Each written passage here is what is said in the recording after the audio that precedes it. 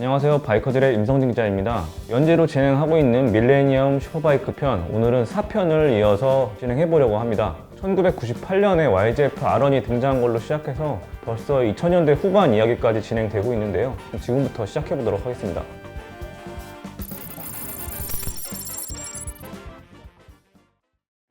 2008년형 혼다 CBR 1000R은 이전 연형이 가졌던 레이스트랙 목적의 집중도를 약간 낮추고 좀 더 도로 지향적으로 바뀌었습니다. 독수리 부리같이 생긴 프론트 카울과 큰 눈망울이 귀엽다는 인상을 줬는데요. 전반적으로 타기 쉽고 핸들링이 가벼운 인상으로 600cc 바이크와 같은 운동성과 1000cc급의 파워를 동시에 갖췄다는 좋은 평이 많았습니다. 다만 사용자 포럼에서는 클러치 문제라든지 엔진 오일 감소 이슈 같은 엔진 내구성 관련한 문제들이 꾸준히 제기되기도 했습니다. 최고 출력 175마력에 차량 중량은 199kg이었고 서스펜션 세팅은 평범했지만 앞뒤 세팅이 모두 가능한 폴로 어저스터블 방식으로 스포츠바이크 매니아들의 호응을 얻었습니다. 국내에서도 꽤 많은 물량이 팔려나갔는데 리터급다운 포스나 날카로운 면모가 조금 부족했던 것은 사실입니다.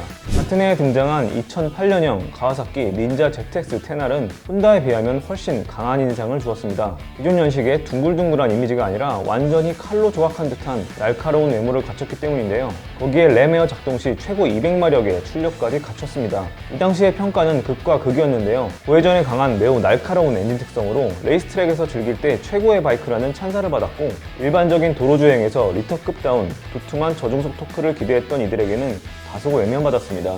닌자 ZX-10R은 프리미엄 서스펜션 제조사인 올린즈사의 스티어링 댐퍼를 기본 장비하고 KIMS라는 일종의 트랙션 컨트롤 시스템을 도입해서 슈퍼바이크 전자장비 양산화를 선도했습니다.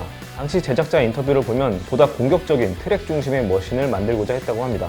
다음 해인 2009년 슈퍼바이크 카테고리의 새로운 방향성을 제시한 메이커는 바로 야마하였습니다. 이른바 빅뱅 엔진이라 불리는 형태의 새로운 크로스플레인 크랭크샤프트 기술 적용 엔진으로 차별화를 만들어냈는데요. 이 엔진은 2022년 말인 지금까지도 야마하가 주력으로 사용하는 엔진이 되었습니다. 야마하 스포츠 엔진 역사상 가장 큰 변화 중 하나가 아닐까 싶습니다. 182마력으로 최고 출력은 조금 낮았지만 이 엔진은 우리가 기존에 알고 있던 병렬 4기통 엔진의 느낌이나 소리와는 완전히 차별화되었습니다. 고회전에서는 마치 2기통같이 혹은 V4 엔진같이 반응하다가 고회전이 되면 4기통 특유의 맹렬한 회전 감각까지 두루 갖춘 팔방미인이었죠. 사일렌서만 바꿔도 대백이랑 머슬카 소리가 나기도 했고요. 여러모로 정말 독특한 엔진이었습니다. 분명 파격적인 변신을 한 R1이었지만 시장 반응은 생각만큼 폭발적으로 따라오지는 않았습니다. 하지만 야마하 R1의 색깔을 분명히 한 것은 확실했죠. 여기에 자극을 받아서일까요? 스즈키도 발맞추어 2009년형 GSX R1000을 공개하는데요. 스즈키에 따르면 GSX R1000의 풀체인지라고 했습니다만 독특해진 외모 외에는 엄청 큰 차이점을 느끼기는 어려웠습니다. 일단 외모는 기존의 스즈키 세로형 헤드라이트 중심으로 매끈한 카울링이 독특했고 돌고래 몸체 같은 커다란 유선형의 머플러가 좌우로 배치된 점 또한 확 튀는 디자인이었습니다. 엔진은 기존 K5 엔진을 쇼스트로크화해서 고회전 질감을 높이고 이로 인해 저회전에서 좀 더 부드럽게 다룰 수 있게 되었습니다. 또한 서스펜션에는 특히 내구 레이스에서 우승을 가져오며 좋은 피드백을 받았던 빅피스턴 포크를 적용해서 일반 라이더에게도 우수한 핸들링과 접지감을 선사했습니다. 그런데 사실 2009년에 슈퍼스타는 따로 있었습니다. 바로 BMW의 슈퍼스포츠 첫 기종인 S1000R이 바로 그 주인공이었는데요. 사실상 일제 4대 메이커의 전쟁이었던 양산형 슈퍼바이크 카테고리에 강력한 도전자가 등장한 겁니다. 그런데 이 도전자의 스펙이 막강했습니다. 기존 일본 4대 메이커의 엔진 출력을 웃도는 데다가 마치 600cc급 슈퍼스포츠 같은 아담한 차체, 직선적이고 날카로운 인상을 주는 외모까지 모두 갖췄기 때문입니다. BMW가 슈퍼스포츠를 만든다고? 데뷔 전부터 많은 의구심을 가진 모든 이들을 잠재운 S1000R의 성능은 폭발적으로 193마력, 204kg의 스펙, 그리고 무엇보다 실제 뒷바퀴에서 생기는 휠마력 또한 당시 엔진 출력에 가장 가까운 바이크로 정말 핫했던 바이크였습니다. 거기에 ABS 브레이크, 트랙션 컨트롤 등 전자장비를 기본 탑재해 10수년간 스펙 경쟁을 통해 전쟁을 치러온 일제 4대 메이커에게 엄청난 충격을 주었습니다. 물론 시장에도 큰 여파가 불었는데요.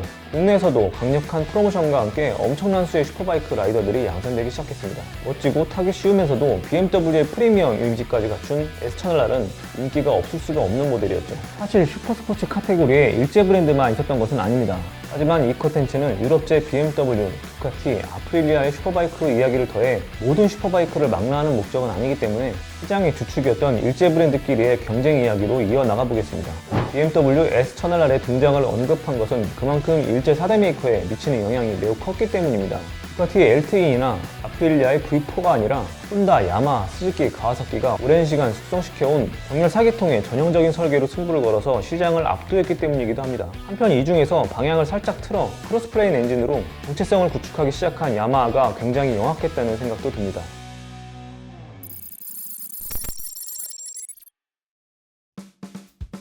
자, 그럼 다시 돌아와서 여기에 정면 승부를 하는 느낌으로 2011년 등장한 가와사키 닌자는 어떤 모습이었을까요? 가히 일제 4대 브랜드 중에서 가장 공격적인 모델 중 하나였는데요.